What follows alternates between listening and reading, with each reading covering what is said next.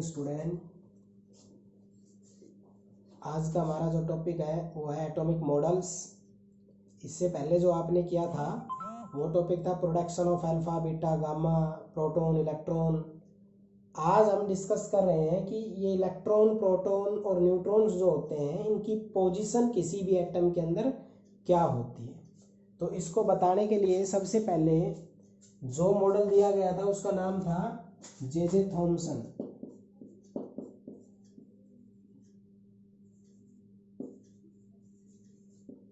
J Thomson, जो J Thomson scientist था उसने सबसे पहले, इससे पहले वैसे डाल्टन ने बताया था बट वो आपके सिलेबस में नहीं है। जे थॉमसन आपके सिलेबस में है। तो जो जे थॉमसन था उसने सबसे पहले क्या पॉइंट बताया, उसने कहा कि एटम जो होता है ना वो स्फेरिकल होता है। एटम क्या होता है? स्फेरिकल। Spherical in nature. जो आपका एटम होता है वो स्फेरिकल इन नेचर होता है। मींस कोई भी एटम होगा वो स्फेरिकल होगा, ये पॉइंट बताइए उसने, ठीक है। और पॉजिटिव स्फीयर होगा, मतलब जो है ये पूरा कंप्लीटली जो है ये पॉजिटिव चार्ज कंटेन करता है। तो जे थॉमसन ने क्या कहा, जे थॉमसन ने जो एक्सपेरिमेंट किया तो उसने कहा atom consist of a uniform sphere. क्या बोला उसने? यूनिफॉर्म स्फीयर, और वो भी कैसा? पॉजिटिव। इसके अंदर ये यूनिफॉर्म स्फीयर है और पॉजिटिव चार्ज यूनिफॉर्मली डिस्ट्रीब्यूटेड है। यूनिफॉर्मली डिस्ट्रीब्यूटेड का मतलब ऐसा नहीं है कि यहाँ पर पॉजिटिव ज़्यादा है यहाँ पर कम है। कम हर जगह हर पार्ट में जहाँ भी आप देखोगे इनका चार्ज सेम रहेगा। तो पॉइंट क्या हुआ कि जो ये एटम स्फेरिकल होता है और ये पॉजिटिव चार्ज कंटेन करता है। ये बात सबसे पहले किसने बताई थी? जे थॉमसन ने। तो जो एटम जो होता है आपका वो स्फेरिकल इन नेचर होता है। एटम जो होता है वो पॉजिटिव स्फीयर होता है और यूनिफॉर्मली डिस्ट्रीब्यूटेड होता है। यूनिफॉर्मली डिस्ट्रीब्यूटेड का मतलब समझे कि इसके ऊपर हर पॉइंट पे हर जगह पे इनका चार्ज क्या होता है? सेम होता है। फिर electrons are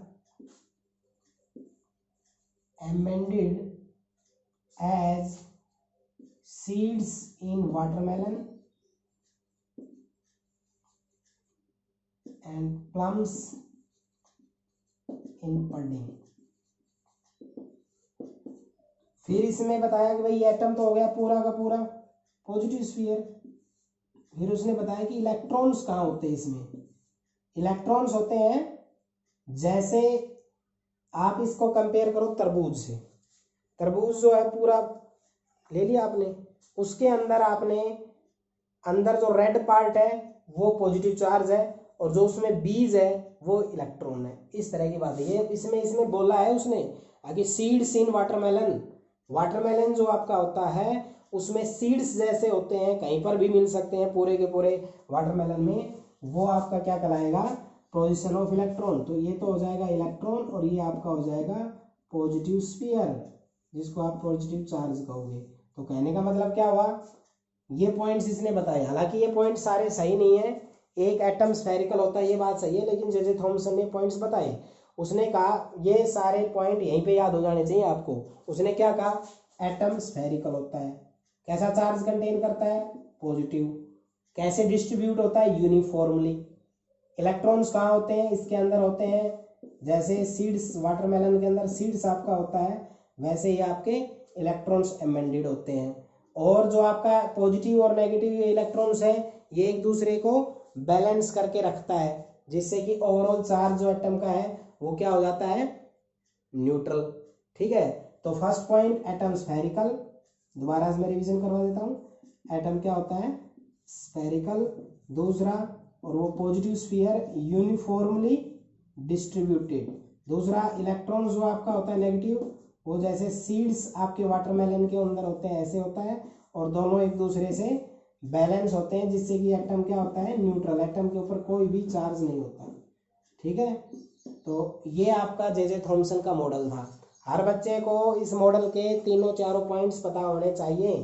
first, atom spherical होता है, पॉजिटिव स्फीयर होता है, इसके ऊपर पॉजिटिव चार्ज होता है वो कंप्लीटली डिस्ट्रीब्यूट होता है। इलेक्ट्रॉन्स आपके इस तरह से होते हैं कि जैसे सीड्स आपके वाटरमेलन के अंदर हो, और दोनों के बीच का जो पॉजिटिव और नेगेटिव जो होते हैं इनके बीच का जो इलेक्ट्रोस्टैटिक फोर्स होता है ये बैलेंस रहता है, जिसके वजह से जो आपका एटम्स है वो न्यूट्रल होता है। तो ये पॉइंट्स आपके जे थॉमसन ने दिए, ठीक है। एटम पॉजिटिव होता है, चार्ज यूनिफॉर्म डिस्ट्रीब्यूट, इलेक्ट्रॉन्स उसके अंदर जैसे तरबूज के अंदर बीज होते हैं ऐसे होते हैं, और दोनों पॉजिटिव और नेगेटिव बराबर होते हैं, जिसकी वजह से चार्ज उसके ऊपर 0 होता है। ये बताने के बाद आपको बताना पड़ेगा इसकी लिमिटेशन है कि ये जो पॉइंट्स इसने बताए ये सही है क्या, कुछ गलतियां भी रह गई तो बिल्कुल। इसने न्यूक्लियस के बारे में डिस्कस नहीं किया, इसके बारे में डिस्कस नहीं किया न्यूक्लियस। दूसरा, न्यूट्रॉन के बारे में भी नहीं बताया, इसके बारे में भी नहीं बताया, न्यूट्रॉन्स के बारे में भी नहीं बताया, हाइड्रोजन स्पेक्ट्रा के बारे में भी इसने नहीं बताया। तो ना तो ये न्यूक्लियस बता पाया, ना ये थर्ड पार्टिकल न्यूट्रॉन्स के बारे में बता पाया, और ना ही ये हाइड्रोजन स्पेक्ट्रा वगैरह के बारे में बता पाया। कहने का मतलब ये है कि ये मॉडल दे दिया गया, बट इस मॉडल का एक ही अच्छा पॉइंट था कि ये स्फेरिकल होता है। क्लियर? ये न्यूक्लियस, न्यूट्रॉन्स और हाइड्रोजन स्पेक्ट्रा, काफ़ी और भी लिमिटेशन है, लेकिन अपने सिलेबस में इतने ही बता दिया है। ना तो इसने न्यूक्लियस होता है कहीं पे ये बताया, ना इसने पॉजिटिव की बात की, पॉजिटिव मीन्स प्रोटॉन, नेगेटिव की बात की, negative means electron, but neutron के बारे में इसने कोई डिस्कस नहीं किया। तो ये इस तरह से इनकी काफ़ी कमियां रही। तो इनकी कमियों को ओवरकम करने के लिए जो दूसरा एक्सपेरिमेंट दिया गया या दूसरा जो मॉडल दिया गया उसको हम बोलते हैं रदरफोर्ड मॉडल। ये इंपॉर्टेंट है, +2 फिजिक्स में आएगा। रदरफोर्ड मॉडल क्या होता है और इसके बारे में हम आपको बता रहे हैं। रदरफोर्ड मॉडल, रदरफोर्ड नाम के साइंटिस्ट ने जब जे थॉमसन का मॉडल फेल हो गया तो उसने जब न्यूक्लियस की डिस्कवरी नहीं की, तो न्यूक्लियस की डिस्कवरी के लिए ये एक्सपेरिमेंट किया इसने। और इसने कैसे किया वो मैं सेटअप बताता हूँ आपको। इसने सबसे पहले लिया है ये गोल्ड, लेड, और ये आपका लेड हो गया है, और ये आपका जो है वो लेड ब्लॉक लिख दो आप इसको, और ये कोई भी रेडियो एक्टिव सब्सटेंस। अब रेडियो एक्टिविटी में बता चुका हूँ, जो अल्फा बीटा गामा रेडिएशंस को इजेक्ट आउट करे वो ऐसा, जैसे यूरेनियम, थोरियम, ये यहाँ से ये चलती है तो यहाँ पे इसको सील कर देते हैं। क्या कर देते हैं इसको? सील्ड। किसकी सीलिंग होती है? लेड सील्ड होती है। अब लेड यूज क्यों करते हैं मैंने तभी बताया था, अल्फा बीटा गामा को एब्जॉर्ब करने की नेचर रखता है। यहाँ से जब ये आगे चलेगा तो इसका हम स्ट्राइक करवाएंगे यहाँ पर। ये लेके चलता हूँ मैं गोल्ड फॉइल। क्या लेके चलता हूँ? Gold foil. ठीक है, क्या लेके चलता हूँ? Gold foil. और जैसे ही हो जाए तो आपको एक ऐसे वो बढ़ाना है, ये आपने लिया। तो जो ये अल्फा रेज आके जब इस गोल्ड के स्ट्राइक होगी तो ये इस तरह से आपने कुछ ऑब्जर्वेशन देखी, कुछ इधर, कुछ इधर, कुछ इधर, कुछ इधर, कुछ इधर, ये आपने रेडिएशन देखी, और कुछ इधर। ठीक है, तो जब ये जो आपके पास गोल्ड फॉइल होता है ये साइज में बहुत ही छोटा होता है। साइज में छोटा होने का मतलब है कि जो ये आपका गोल्ड फॉइल है ये 100 नैनोमीटर का होता है। 100 नैनोमीटर, आप सोचो ये कितना पतला होता है। गोल्ड की एक फॉइल लगाई, इसके ऊपर जो हमने अल्फा रे स्ट्राइक करवाई है, ये रे कौन सी है? अल्फा रे। और जो ये हमने यूज किया है ये है हमारी फोटोग्राफिक प्लेट। क्या बोलते हैं? Photographic plate.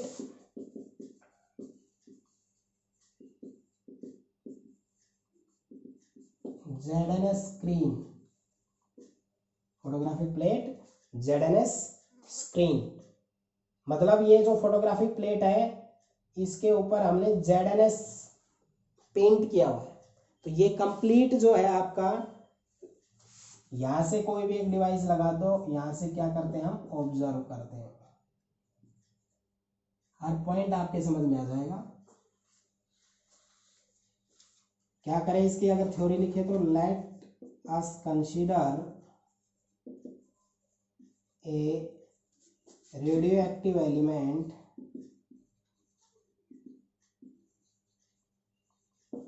which emit alpha ray from lead block। समझे, एक ये रेडियो एक्टिव एलिमेंट है जो अल्फा रे इजेक्ट करता है, लेड ब्लॉक में रख दिया, pass through lead shield and strikes to gold foil। ये अल्फा रे जो है लेड शील्ड से निकालकर गोल्ड फॉइल पे टकराती है। जो गोल्ड फॉइल होती है वो 100 नैनोमीटर की होती है। देन अल्फा रे स्कैटर्ड, तो इसके टकराने के बाद अल्फा रे स्कैटर होती है and observe on photographic plate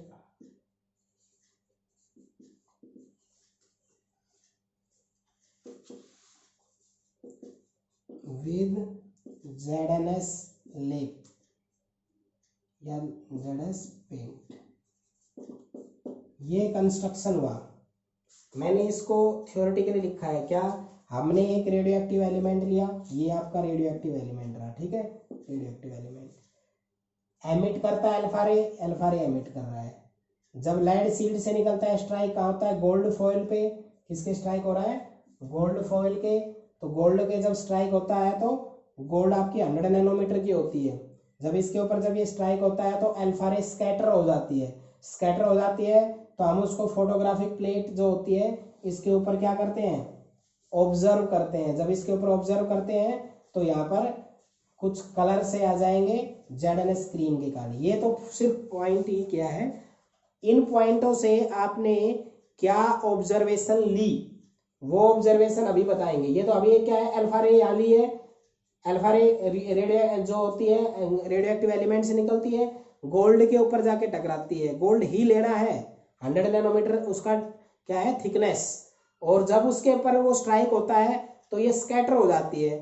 अभी इसका कंस्ट्रक्शन दिया है, तो आप जब ये स्ट्राइक होती है तो क्या आपने ऑब्जर्वेशन ली, वो ऑब्जर्वेशन अब बताई जाएगी आपको। क्या बताई जाएगी अब, जो ये कंस्ट्रक्शन आप इसका स्क्रीनशॉट ले लो, चाहे इसके नोट्स में आज डाल लूंगा, उसमें से देख के लेना। बाकी मेन पॉइंट ऑब्जर्वेशन, ऑब्जर्वेशन के बाद इसका कंक्लूजन, कंक्लूजन के बाद इसका मेथड। अब ये सबसे बड़ा टॉपिक है इस यूनिट का। तो आपने जो ये स्ट्राइक करवाया है अल्फा रे जब स्ट्राइक करवाया है तो आपको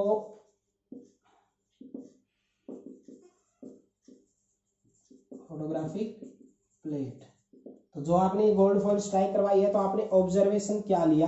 तो उससे पहले मैं ये एक डायग्राम बना के दिखा देता हूँ। ये ऐसा हो गया, इसके ऊपर हमने अल्फा रे स्ट्राइक करवाई तो कुछ अल्फा पार्टिकल तो इधर चले गए, कुछ ये इधर चले गए, कुछ ये इधर चले गए, कुछ ये इधर चले गए, और कुछ ये जैसे थे वापस आ गए, ठीक है। ये अल्फा रे है भाई, ऐसे ऑब्जर्वेशन आया। जब ये टकरा रहे हैं, कुछ इधर चले गए, ये इधर चले गए, मैं यहाँ दिखा रहा हूँ, कुछ ऐसे चले गए और कुछ ऐसे चले गए, कुछ वापस आ गए। तो इनके जब अल्फा रे यहाँ से जाके इस गोल्ड के ऊपर स्ट्राइक होता है तो हम देखते हैं कुछ ऊपर चले गए, कुछ नीचे की तरफ आ गए, थोड़े मूवमेंट हो गए, मतलब सीधा कोई नहीं जा रहा है। जो ये सीधा आ रहा है ना, ऐसे कोई नहीं जा रहा है, इस डायरेक्शन में कोई नहीं है। तो ये इधर मुड़ गया है, थोड़ा सा इधर मुड़ गया है, थोड़ा पीछे मुड़ गया है। तो जो ये गोल्ड फॉइल जब इसके ऊपर जब अल्फा रे स्ट्राइक हो रही है तो इनके अंदर ये मूवमेंट क्यों आया, ये मूवमेंट आने का रीजन क्या है। ये रीजन बताया गया कि जो अल्फा आपका होता है, अल्फा पे कैसा चार्ज होता है, पॉजिटिव। अब ये कोई पॉजिटिव चार्ज इधर जा रहा है और इसके जाके स्ट्राइक हुआ है तो और फिर मूवमेंट कर गया है। तो पॉजिटिव मूवमेंट कब करता है, पॉजिटिव मूवमेंट जब करता है जब उसके सामने कोई पॉजिटिव हो। तो यहाँ से एक आइडिया लग गया कि जो ये एटम होता है इसके मिडल में पॉजिटिव चार्ज होता है जिसको हम न्यूक्लियस कहते हैं। लेकिन हमें इसका रिजल्ट अभी नहीं देना है, हमने सबसे पहले इसके ऑब्जर्वेशन लिखने हैं। तो पहला ऑब्जर्वेशन क्या है, पहला ऑब्जर्वेशन डाला जाएगा most of alpha particle pass through gold straight. Most of alpha रे पास थ्रू गोल्ड स्ट्रेट। 99% आपने मान लो 100 या 1000 या 1,00,000 जितनी भी रेडिएशन स्ट्राइक की ना, उनमें से 99% तो सीधे चली जाती है। ये ऑब्जर्वेशन देखा हमने। ऑब्जर्वेशन यहाँ पे करने के लिए डिवाइस लगा रखा है। हम जब यहाँ देख रहे हैं तो यहाँ से इसके ऊपर काफी रेडिएशन अल्फा का स्ट्राइक करवाया जा रहा है। तो हम यहाँ से क्या ऑब्जर्वेशन देखते हैं, हम देखते हैं कि जितने भी हम स्ट्राइक करवाते हैं उनमें से 99% स्ट्रेट पास करते हैं। क्या ऑब्जर्वेशन करते हैं हम कि 99% अल्फा रे गोल्ड फॉइल से क्या करते हैं, स्ट्रेट पास करते हैं, मतलब सीधे चले जाते हैं। एक प्रकार से आप बोले तो ऐसे सीधे चले जाते हैं। समझ गए, ये गोल्ड का मैं वो दिखा रहा हूं। आया समझ में? पहला पॉइंट क्या ऑब्जर्वेशन देखा हम यहाँ से, जब इसके स्ट्राइक देखो सिंपल सा है, गोल्ड फॉइल लिया, अल्फा टकराई, ऑब्जर्वेशन देखा। ऑब्जर्वेशन क्या देखा कि ज्यादातर अल्फा पार्टिकल्स जो होते हैं मींस 99% वो सीधे चले जाते हैं। क्लियर? दूसरा observation, few alpha particle bent with small angles. कुछ अल्फा पार्टिकल्स जो होते हैं वो, जैसे ये है, इसको मैं दोबारा से समझाता हूँ। चलो ये ऑब्जर्वेशन के साथ साथ बना देता हूँ। ये न्यूक्लियस एटम है गोल्ड का, इसके बीच में न्यूक्लियस है, हमें पता नहीं, इसकी डिस्कवरी करना चाह रहा है रदरफोर्ड। ज्यादातर अल्फा पार्टिकल आए, स्ट्रेट चले गए। क्या चले गए? स्ट्रेट चले गए। ठीक है। अब कुछ अल्फा पार्टिकल्स हमने देखो, पहला ऑब्जर्वेशन तो यहाँ था, most of alpha particle pass through gold straight. Gold से ज्यादातर तो स्ट्रेट चले जाते हैं। ठीक है। दूसरा फ्यू, कुछ अल्फा पार्टिकल्स होते हैं वो कम एंगल से बेंट होते हैं। कुछ अल्फा पार्टिकल क्या होते हैं? कम एंगल से बेंट होते हैं। आई बात समझ में? कुछ अल्फा पार्टिकल क्या होते हैं? बेंट होते हैं स्मॉल एंगल से। Few alpha particles bent with small angle. ठीक है। अब तीसरा, out of 20,000 only one alpha particle came back to source। तीसरा ऑब्जर्वेशन देखा कि जब हम 20,000 रेडिएशन इसके ऊपर स्ट्राइक करवाते हैं तो उसमें से 99% तो सीधे चली जाती हैं, कुछ मुड़ जाती है, और 20,000 में से एक जो अल्फा पार्टिकल था वो वापिस आ जाता है, मतलब वो ना आगे जाता है ना बेंट होता है, बट वापिस आ जाता है। ये जो भी रे है ये स्ट्राइक करवा रहे हैं अल्फा रे। तो ये तीन ऑब्जर्वेशन हमने देखे। देखो ये गोल्ड ब्लॉक लिया, इसमें कोई रेडियो एक्टिव एलिमेंट रखा, उसको यहाँ पे ये एक फॉइल रखी, ये फोटोग्राफिक प्लेट है, इसके ऊपर जब ये स्ट्राइक करवाया तो यहाँ पे ऑब्जर्व कर रहे हैं माइक्रोस्कोप वगैरह से, हम देख रहे हैं। तो हमने 3 पॉइंट्स नोट किए। पहला पॉइंट, 99% मान लो हम 20,000 रेडिएशन स्ट्राइक करवा रहे हैं तो उसमें से 99 स्ट्रेट चली जाती है सीधे। दोबारा से इसको लिख के बता देता हूँ, ये अगर गोल्ड का फॉइल है तो 99% स्ट्रेट चली जाती है। स्ट्रेट का मतलब आपका ये ऐसे सीधे गुजर जाती है। ठीक है। दूसरा, few alpha particle small angle से बेंट, तो वो ऐसे बेंट हो जाती है कुछ से। ठीक है। और 20,000 में से एक वो वापिस आ जाती है। इसका मतलब क्या हुआ, ये अल्फा रे हमारी थी, तो जब हमने ये गोल्ड फॉइल से के ऊपर अल्फा रे का स्ट्राइक करवाया तो हमने ये 3 ऑब्जर्वेशन देखी। क्या? ज्यादातर अल्फा रे स्ट्रेट चली जाती हैं, कुछ अल्फा रे बेंट होती है, और बहुत ही कम, मैंने एक फिगर दे दिया आपको, 20,000 में से एक अल्फा पार्टिकल आपका वापस आ जाता है। तो इन तीनों ऑब्जर्वेशन से ये हम क्या बता रहे हैं आपको, ऑब्जर्वेशन से हम इसका कंक्लूजन निकालेंगे, भाई ये ऐसा क्यों हो रहा है, तो इसका कंक्लूजन क्या है, इससे क्या बात निकल के आई। ठीक है, ज्यादातर सीधे चले जाते हैं, कुछ बेंट हो जाते हैं, और 20,000 में से एक वापिस आ गया। तो हमें ये तो था हमारा ऑब्जर्वेशन, ये तो हमने ये एक एक्सपेरिमेंट सेटअप किया।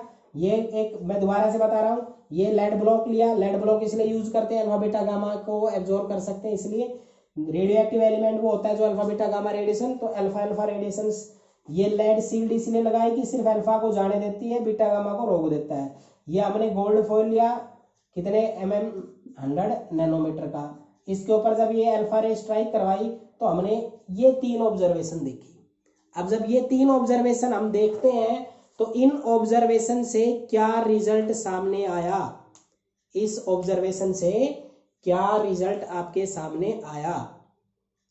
तो इसके 3 पॉइंट देख के, तो पहला जो रिजल्ट है वो तो ये है कि पहला ऑब्जर्वेशन आपने देखा कि ज्यादातर सीधे चले जाते हैं, सीधे चले जाते हैं, इसका मतलब जो एटम अंदर से होता है ना वो वैकेंट है, मीन्स खाली है, तभी तो गुजर सकता है। अगर वो अंदर से उसके अंदर कुछ फिलअप होता हार्ड चीज तो वो उसके स्ट्राइक होते, पास तो नहीं होते उससे। तो पहले ऑब्जर्वेशन में ये हुआ कि एटम इज क्वाइट वैकेंट, मतलब जो एटम है आपका वो क्या है, वैकेंट है। क्या है वो, वैकेंट। क्यों, क्योंकि ये सीधे इसके अंदर से गुजर रहे हैं। मान लो यहां से कोई चीज गुजर रही है तो यहाँ वैकेंट है तभी तो गुजर रही है, आया समझ में। दूसरा, अल्फा रे आ रहा है और वो बेंट हो गया, तो आपके दिमाग में ये बात आनी चाहिए, अरे हम तो इसको सीधा भेज रहे हैं और ये रेडिएशन ऐसे जाती जा रही है, जा रही है, जा रही है, जा रही है, और ये ऐसे मुड़ गई, अपने आप मुड़ गई। फिर हमने दोबारा से नोटिस किया, ये एक्सपेरिमेंट एक बार करके नहीं होते, हजारों बार देखा जाता, वो रेडिएशन आ रही है, आ रही है, आ रही है, आ रही है, यहाँ के फिर मुड़ गई। तो ये रेडिएशन यहाँ से आ रही है, आ रही है, यहाँ से मुड़ गई। तो यहाँ से दूसरा रिजल्ट निकला कि अल्फा जो होता है वो पॉजिटिव चार्ज रखता है और वो रिपेल कर रहा है। क्या कर रहा है, रिपेल। तो इसका मतलब इसके आसपास कहीं भी पॉजिटिव चार्ज है, क्योंकि आपको पता होगा पॉजिटिव और पॉजिटिव के अंदर ही क्या होगा, या नेगेटिव और नेगेटिव के अंदर ही क्या होगा, रिपल्सन। यहाँ पे नेगेटिव वाला केस तो कैंसिल हो जाता है क्योंकि अल्फा पे कैसा चार्ज होता है, पॉजिटिव। तो पॉजिटिव अगर कोई सब्सटेंस हो, पॉजिटिव ऐसे या रे है वो सीधे ऐसे जा रही है और एक पॉइंट में पहुंच के वो क्या हो गई है, बेंट हो गई है, मतलब मुड़ गई है। तो इसका मतलब उसको कोई रिपेल कर रहा है, मतलब उसके नजदीक कोई पॉजिटिव चार्ज है। उसी पॉजिटिव चार्ज को हम क्या कहते हैं, न्यूक्लियस। थर्ड पॉइंट यही है, इन the middle of atom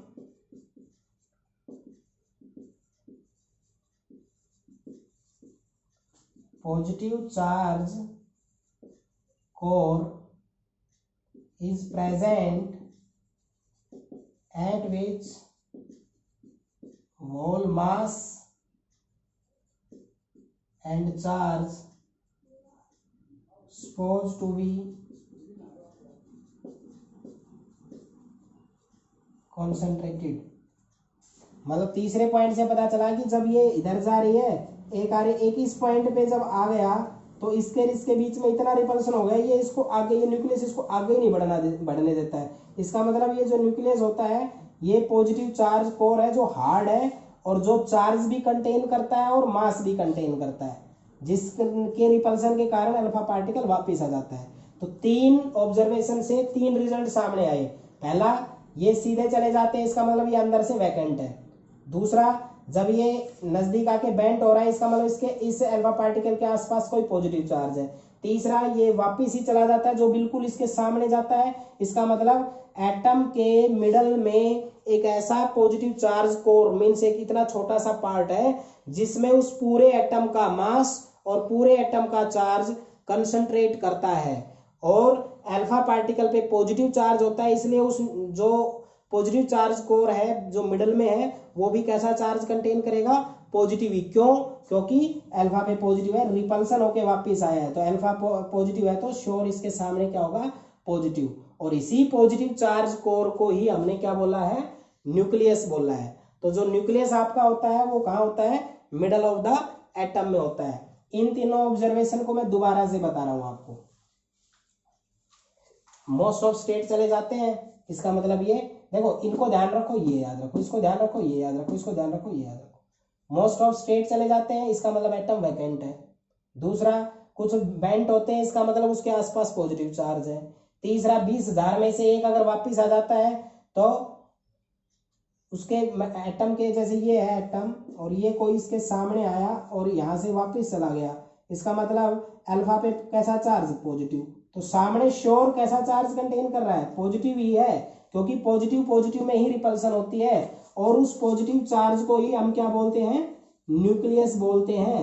nucleus जो हमारा एटम के बीच में होता है, ये क्या कंटेन करता है, प्रोटॉन और न्यूट्रॉन। तो प्रोटॉन पे कैसा चार्ज होता है, पॉजिटिव, न्यूट्रॉन पे कैसा चार्ज होता है, 0। तो ये बात क्या रिजल्ट दिखाता है कि जो एटम के बीच में न्यूक्लियस होता है, उस न्यूक्लियस के ऊपर कैसा चार्ज होता है, पॉजिटिव चार्ज होता है। क्यों, क्योंकि अल्फा पार्टिकल आया, अल्फा के ऊपर कैसा चार्ज बता रखा है मैंने, पॉजिटिव। तो पॉजिटिव पॉजिटिव में ही रिपल्सन होती है। और जो न्यूक्लियस आपका होता है, जो एटम के मिडल में होता है, उस पर सारा चार्ज उस एटम का और सारा मास लाई करता है। ठीक है, आया समझ में। तो यहां से ये 3 ऑब्जर्वेशन से 3 रिजल्ट आए। पहला रिजल्ट ये आया, एटम क्वाइट वैकेंट है।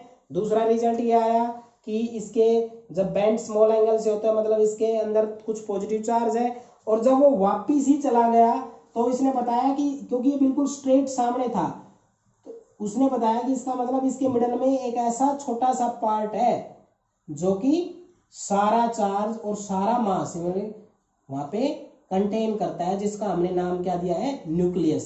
और न्यूक्लियस में आप ध्यान भी रख सकते हो, न्यूक्लियस में 2 होते हैं फंडामेंटल पार्टिकल्स, प्रोटॉन्स और न्यूट्रॉन्स। प्रोटॉन पे पॉजिटिव चार्ज और न्यूट्रॉन पे नेगेटिव चार्ज होते हैं। ठीक है, तो इसका ये जो एक्सपेरिमेंट था, ये एक्सपेरिमेंट जाना जाता है न्यूक्लियस की डिस्कवरी के लिए। इसलिए जो रदरफोर्ड मॉडल है, ये सबसे इंपॉर्टेंट मॉडल है। 9 पॉइंट्स ध्यान रखने हैं। गोल्ड फॉइल ले हमने, गोल्ड के ऊपर टकराते कौन, अल्फा। या ऑब्जर्वेशन करते हैं तो 3 ऑब्जर्वेशन आती है। मैक्सिमम स्ट्रेट चले जाते हैं, मान लो 20,000 स्ट्राइक करवाई, उसमें ज्यादातर तो सीधे चले गए, कुछ बेंट हो गए, थोड़ा सा मुड़ गए, और 20,000 में से एक वापिस आ गया। तो जब वो सीधे चले गए, उससे रिजल्ट निकला कि एटम वैकेंट है। दूसरा, अल्फा पार्टिकल स्मॉल एंगल से बेंट हो रहा है, इसका मतलब उसके आसपास, क्योंकि अल्फा पे पॉजिटिव है तो आसपास पॉजिटिव है जो उसको रिपेल कर रहा है। तीसरा, जो सामने गया वो वापस आ गया, इसका मतलब एटम के मिडल में एक पॉजिटिव चार्ज है जो उस अल्फा पार्टिकल को आगे बढ़ने से रोक रहा है, क्योंकि पॉजिटिव पॉजिटिव में रिपल्सन होती है ना। तो उसको उसने नाम क्या दिया, न्यूक्लियस। तो न्यूक्लियस की डेफिनेशन क्या हुई, the positive charge core, core का मतलब होता है हिस्सा, in the middle of the atom, atom के मिडल में, at which whole charge and whole mass suppose to be concentrated, जिस पर उस एटम का कंप्लीट चार्ज और मास कॉन्सेंट्रेट करता है। तो the nucleus is the positive charge core in the middle of the atom at which whole charge and whole mass is suppose to be concentrated. आई बात समझ में। तो दूसरा, एंगल की टर्म में कहें तो जो ये आप कहते हैं ना बैक करता है, वो तो जैसे कोई ऐसे गया वापिस इसी लाइन पे आ गया, तो कितने का एंगल बना, 180 डिग्री का। तो ये भी कह सकता है कई बार वो छोटे क्वेश्चनों में कि कितने एंगल पे होता है, न्यूक्लियस पे जब स्ट्राइक होगा, अगर 180 पे कोई वापस आता है तो वो बिल्कुल मिडल में जा रहा है। ठीक है, इन 3 ऑब्जर्वेशन से और 3 रिजल्ट से हम को ध्यान में रखते हुए रदरफोर्ड ने 3 आपको पोस्टुलेट्स दी थी। वो तीनों पोस्टुलेट्स क्या है, मैं 1 बाय 1 आपको समझा रहा हूं। तो फर्स्ट पॉइंट उसने क्या कहा था, फर्स्ट पॉइंट उसने कहा था न्यूक्लियस के बारे में बताया था। पहला point, in the middle of atom a positive charged core at which whole charge or mass concentrated। उसने बताया कि एटम के मिडल में एक ऐसा पार्ट है जिसमें पॉजिटिव चार्ज होता है, वोल मास मतलब कंप्लीट मास कॉन्सेंट्रेट करता है, जिसको हम क्या कहते हैं, न्यूक्लियस। पहला पॉइंट यही रिजल्ट निकल के सामने आया। जब वो 20,000 में से क्या वापस आ जाता है, तो वो यही बात बताता है कि न्यूक्लियस के जब सामने जाता है तो पॉजिटिव पॉजिटिव रिपल्सन वो आगे बढ़ने से रोकता है।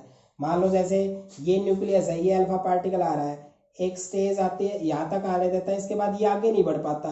इसका मतलब इस पे अगर पॉजिटिव है और ये आगे नहीं जा पा रहा है, इसका मतलब इसकी एनर्जी कम हो गई। क्यों?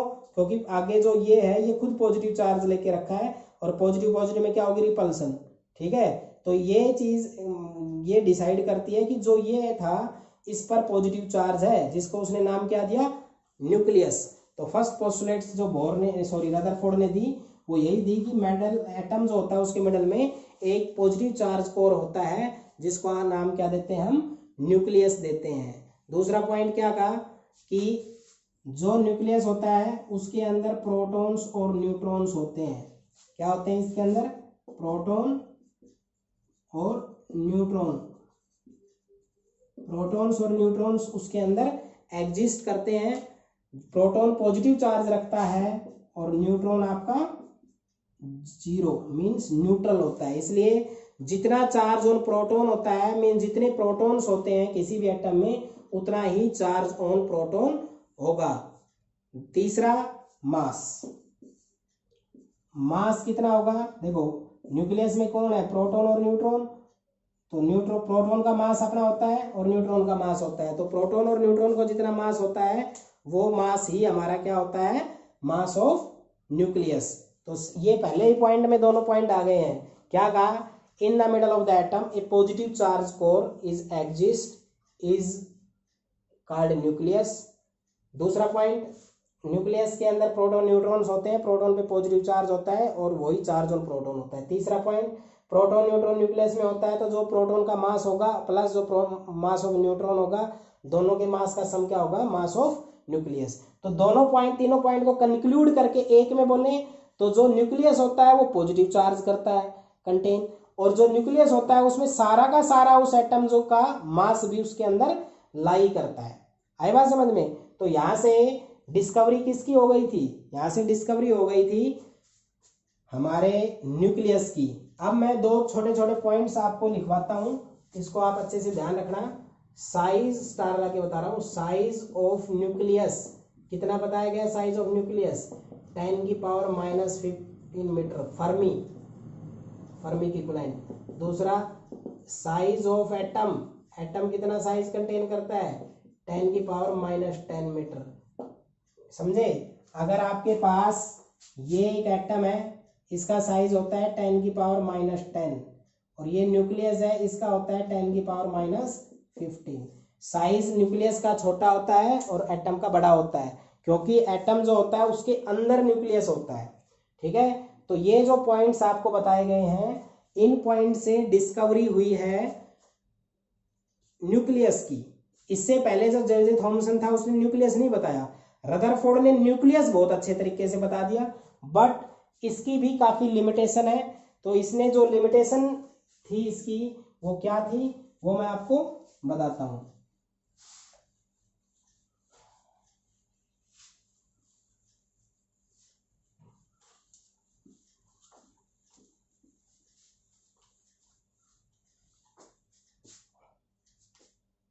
लिमिटेशन में सबसे पहला था पोजीशन ऑफ इलेक्ट्रॉन। इलेक्ट्रॉन की पोजीशन इसने बहुत ही अलग तरीके से बताई। उसने कहा कि मिडल में तो न्यूक्लियस होता है